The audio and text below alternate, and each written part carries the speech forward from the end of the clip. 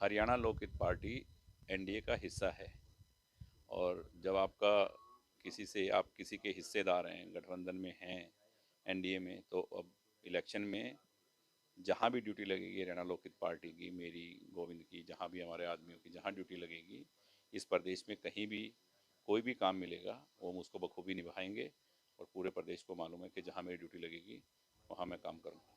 Party के आप मुखिया हैं, क्या आप द्वारा या कि कोई और भी उम्मीदवार चुनावी मैदान में उतारा जा सकता है? देखो, मैंने कहा ना कि ये हमारी मांग नहीं है कोई ऐसी, क्योंकि हम जब किसी का साथ देते हैं तो उसमें मांग नहीं रखते कि हमें कंडीशनली कुछ नहीं है। कंडीशनली कुछ नहीं होता, कंडीशनली सौदे होते हैं, हम सौदा नहीं करते, हम साथ देते हैं। तो हमारा साथ है उनको, एनडीए को, तो उसमें अगर कहीं भी हमारी जिम्मेवारी कोई ड्यूटी लगती है तो हम उसको निभाएंगे। हिसार लोकसभा क्षेत्र की चर्चाएं चली थी। तो ये चर्चाएं, ये सब आप साथी लोग चलाते हैं, आपकी मेहरबानी है, बात अलग है। पर मेरा कुछ ऐसा नहीं है कि हमने कभी अपने मुंह से नहीं कहा कि हम हिस्सा हैं, पर जहाँ ड्यूटी लगेगी वो निभाएंगे, कोई भी ड्यूटी लगेगी। अगर चर्चाओं पर मोड़ लगती है, क्या फिर मैंने कैबिनेट कहा ना कि मंत्रिमंडल? जो ड्यूटी लगेगी वो निभाएंगे, तो इसमें कुछ भी हो सकता है। पिछले दिनों मेडिकल कॉलेज को लेकर सस्पेंस था कि मेडिकल कॉलेज नहीं कुछ नहीं, बनेगा। देखो ऐसा है, कभी हरियाणा सरकार ने कोई ऐसा पेपर है आपके पास, किसी के पास, या जिसने भी कहा, जिसने ये अफवाह उड़ाई, किसी के पास है कि हरियाणा गवर्नमेंट ने आपका मेडिकल कॉलेज कैंसिल कर दिया या नहीं बना रहे? है कुछ? फिर ये सब ये भ्रम फैलाने वाली बातें हैं। वो एक कहावत है ना कि एक्स घी हजम नहीं होता, तो एक्स को किसी को घी हजम नहीं होता ना, तो वो बातें कर देते हैं बाजार में ऐसी कि शोभा यात्रा क्यों निकाली, राम यात्रा क्यों निकाली, भंडारा क्यों हो रहा है, कथा क्यों हो रही है कुटिया में, ठीक है ना, बोतलें क्यों बांट दी, ये क्यों कर दिया, वो सेवा क्यों कर दी, वो काम क्यों कर दिया। ये तो सरकार, सब लोग करते हैं, हम सब करते हैं, किसी की हेल्प, किसी का साथ, अपने भगवान को, अपने सनातन धर्म को हम सब मानने वाले हैं।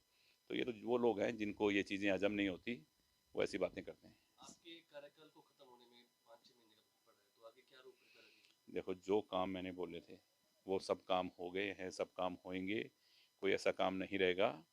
डिमांड एक है कि कैसे नशा मुक्त हो हरियाणा और ख़ास करके सिरसा, और कैसे युवाओं को रोज़गार मिले। अब बात इस बात मेन बात यही रहेगी मेरी सरकार से कि ऐसी कोई इंडस्ट्रियल टाउनशिप आप लेके आएँ सिरसा में, जिससे युवाओं को रोज़गार मिले, क्योंकि जब रोज़गार मिलेगा वो अपने काम में व्यस्त होंगे, उनके पास काम होगा तो वो नशे से दूर होंगे।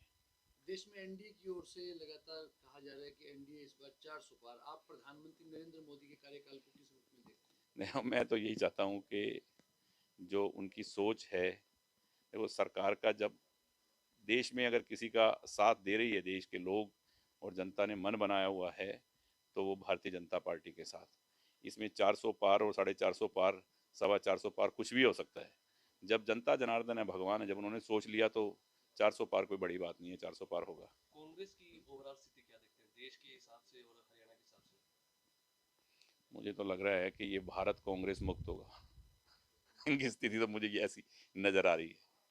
और जो सोच लेके चले हैं माननीय प्रधानमंत्री जी नरेंद्र मोदी जी और अमित शाह जी, तो वो इस सोच को, देश की जनता उनके साथ है और वो पूरा करेगी, और ये भारत कांग्रेस मुक्त होगा, इसमें कोई दो राय नहीं है। क्या कमी क्या लग रही है कांग्रेस में आपको? देखो, कमी क्या, अच्छाई क्या है, आप एक अच्छाई तो बता दो, तो फिर मैं कमियां गिनानी शुरू करूंगा। तो मतलब क्या है कि सब लोगों को मालूम है, हमको, कि आज कहाँ हमारा भारत कहाँ खड़ा है।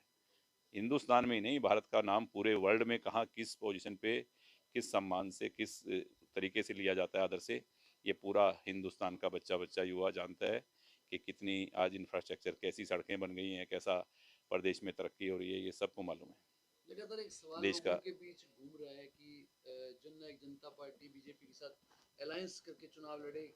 वीरेंद्र सिंह का बयान आता है कि ये लोग बेशर्मी से जुटे हुए हैं, इनको गठबंधन तोड़ देना चाहिए। क्या लगता है आपको 10 की 10 सीटों पर भारतीय जनता पार्टी को अकेले उतरना चाहिए? देखो, अमित शाह जी ने तो यहाँ सिरसा में रैली में कहा था कि 10 की 10 सीटें भारतीय जनता पार्टी अपनी अपने उस पे कमल पे लड़ेगी, अपने निशान पे लड़ेगी, और उसके बाद भी उन्होंने बोला है, और बाद में भी कई बातें आई हैं कि वो लड़ेंगे। पर इन लोगों की मांग होगी कि हमें एक सीट मिले, क्योंकि सीट तो मोदी जी के नाम से जीतनी है, वो मालूम ही है। सीट मिले तो इन्होंने ऐसी बात कुछ रखी होगी, तो वो तो ये जाने या वो जाने, ठीक है ना। ये तो इन दोनों की बातें हैं, पर हमने ऐसी कोई बात नहीं की कि हमें कोई सीट मिले या क्या मिले, क्योंकि ये तो, हाँ, स्पोर्ट है अपनी, तो बिल्कुल है, तन मन धन से हैं, एनडीए का हिस्सा है, बिल्कुल है।